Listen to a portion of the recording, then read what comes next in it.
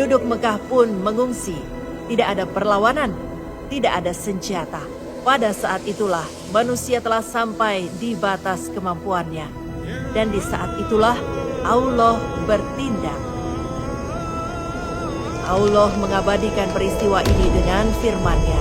Apakah kamu tidak memperhatikan bagaimana Tuhanmu telah bertindak terhadap tentara bergajah? Pertanyaan untuk seluruh manusia. Allah menegaskan bahwa apa yang terjadi selanjutnya adalah bukti kekuasaannya. Allah berfirman, bukankah Dia telah menjadikan tipu daya mereka itu sia-sia? Seluruh rencana Abraha, seluruh kesombongannya, seluruh kekuatan militernya, ternyata sedang berjalan menuju kehancurannya sendiri.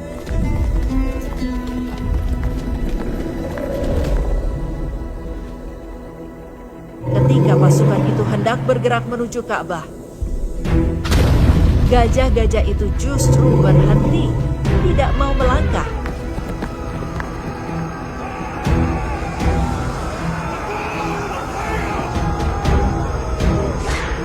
Dan saat itulah pertolongan Allah datang dari arah yang tidak terduga.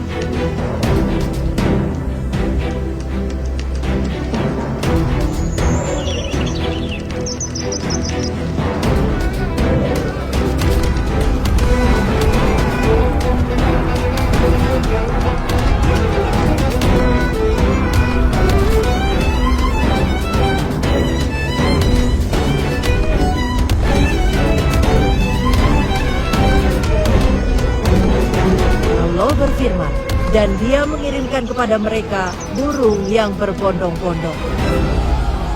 Burung-burung kecil datang dari segala arah.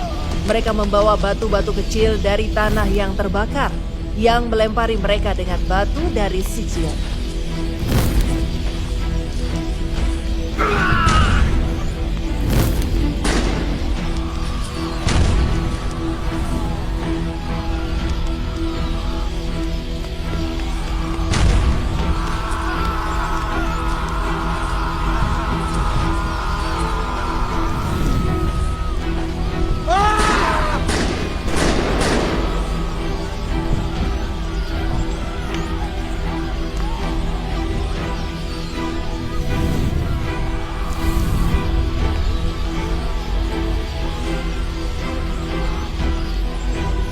Siapa yang terkena, tubuhnya hancur.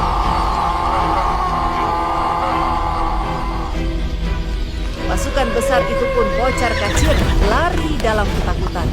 Allah menggambarkan akhir mereka dengan kalimat yang sangat kuat.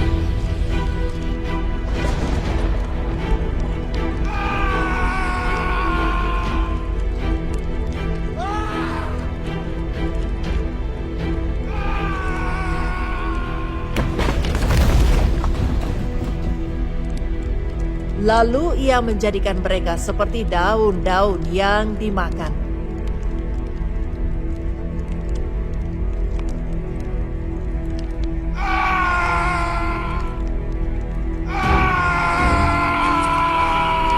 Abraha sendiri tidak langsung mati.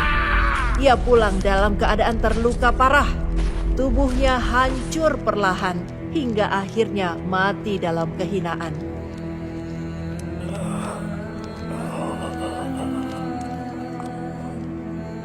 Ka'bah tetap berdiri, tidak runtuh, tidak tersentuh.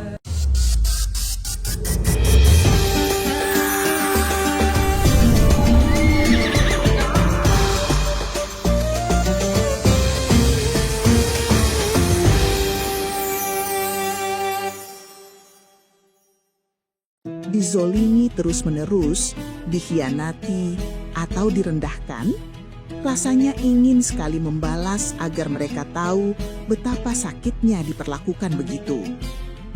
Tapi, sampai kapan kita mau terjebak dalam rantai dendam? Apakah membalas kezoliman dengan kezoliman baru akan membuat hati kita benar-benar sembuh? Memaafkan bukan berarti kalah. Ia adalah cara tercepat mengundang rahmat Allah untuk memulihkan jiwa yang hancur karena perbuatan orang lain.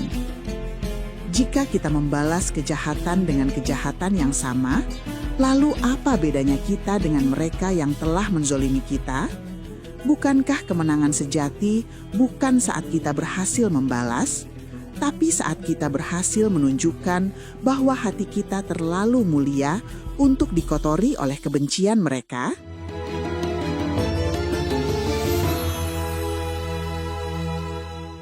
Assalamualaikum warahmatullahi wabarakatuh. Alhamdulillahirabbil alamin. Allahumma salli ala sayyidina Muhammad wa ala ali sayyidina Muhammad.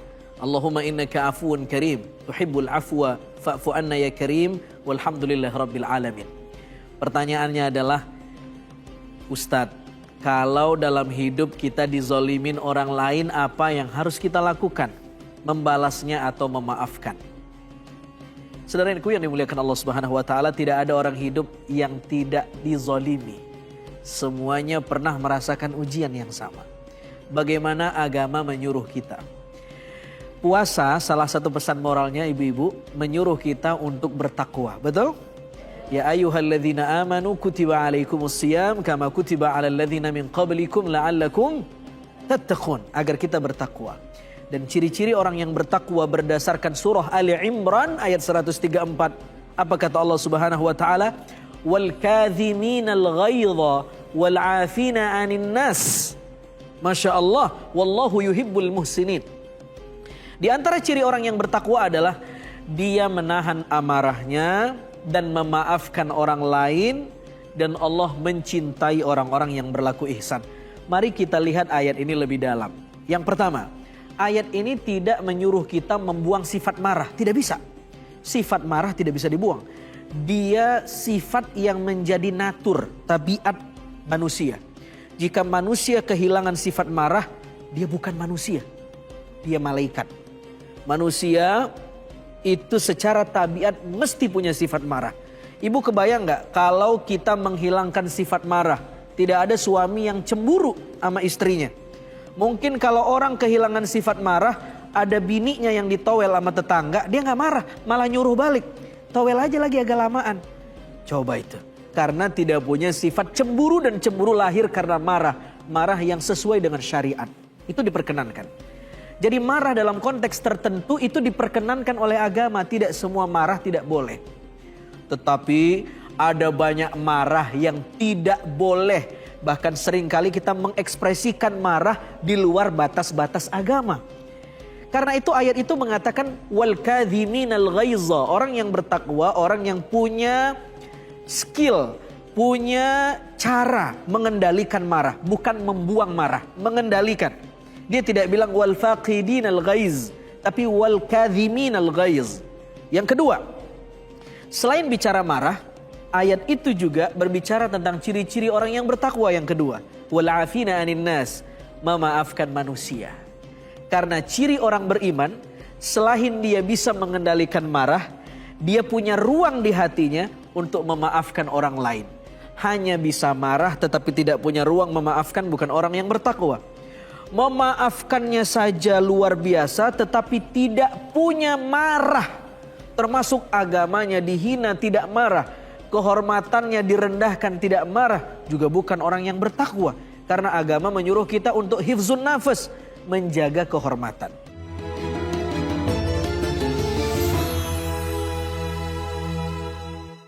Bagaimana kalau kita dikhianatin, dibully, dizalimi? Ada hal-hal yang kita hanya cukup memaafkan tanpa perlu diklarifikasi lebih tebal.